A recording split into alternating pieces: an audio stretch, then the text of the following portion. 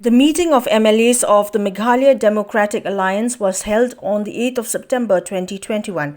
After the meeting, Chief Minister of Meghalaya, CONRAD SANGMA, while speaking to the media, informed that various items in the agenda that are expected in the forthcoming autumn session of the Meghalaya Legislative Assembly had been discussed with all members.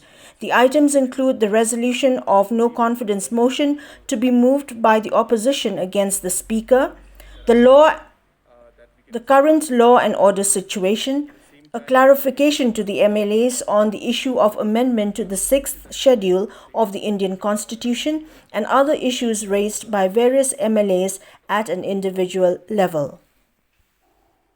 Today in the meeting, our main agenda was, of course, to discuss about the upcoming assembly session, which will start on the 10th.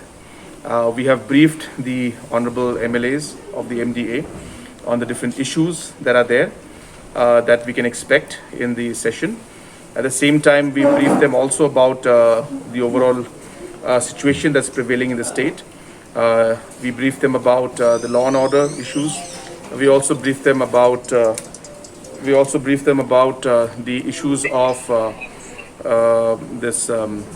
the no confidence motion that is being moved against the speaker, and we discussed on how we will be moving forward. The deputy speaker also has briefed everybody regarding the different rules and provisions in regards to that.